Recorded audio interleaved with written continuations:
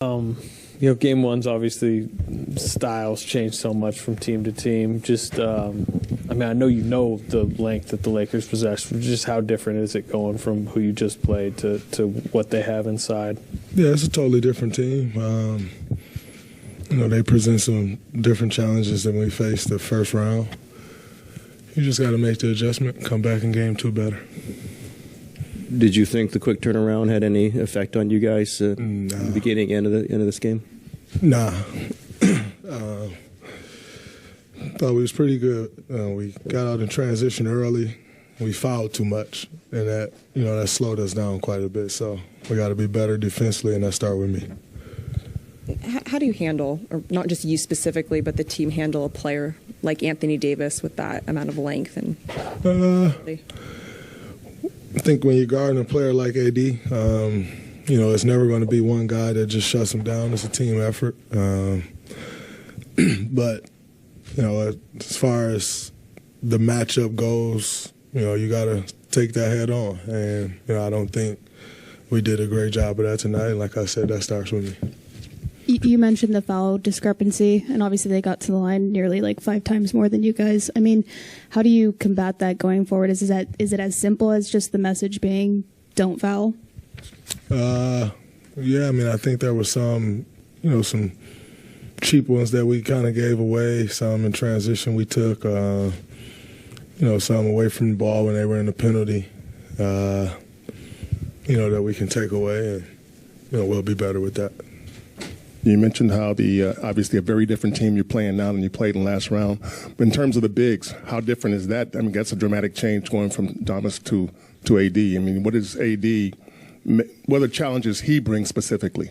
He's a great player, very athletic, great rim protector, and his shot was going tonight. He felt like he made every one of those mid ranges he took, and you got to live with some of those. But I think we can do a better job individually and collectively to take some of those away.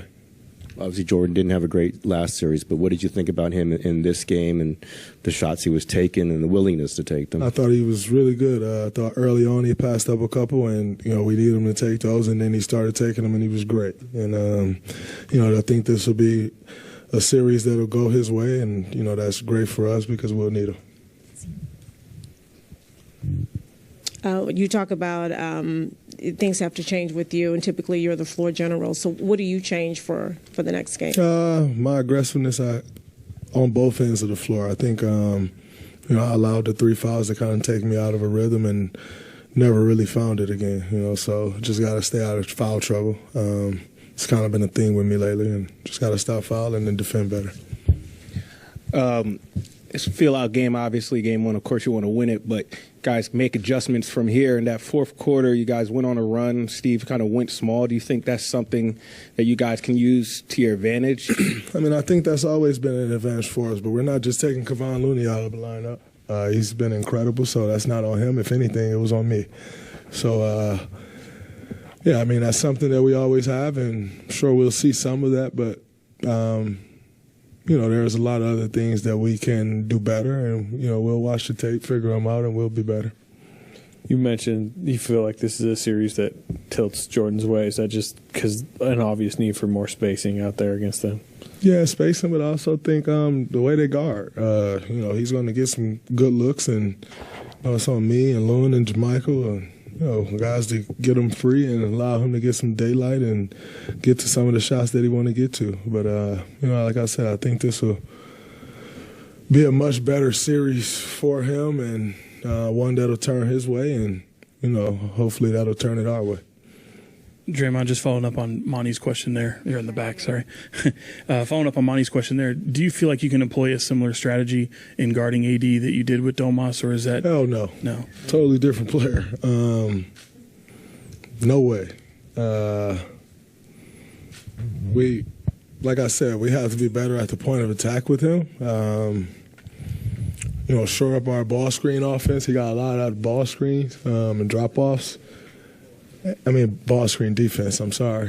He got a lot out of ball screens and drop-offs, and, you go from guarding pick and roll totally different last series, quick turnaround, and you got to readjust to that, and so we'll make the adjustments and we'll figure it out. But like I said, it starts with our aggression. When you allow him to get a couple easy ones to start, then he's feeling good, and he's a hell of a player, as we all know. So starts with our aggression initially, and and then you go from there.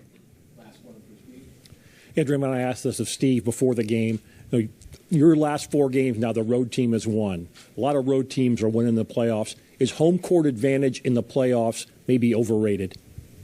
I think everybody want to be at home. I don't think it's necessarily overrated. At some point, some road teams are going to get some games, and we'll have to make sure we do that and return that favor. But no, if you can get home court, you always want it. Home court, just to be in front of your crowd. In hopes that everyone plays better at home.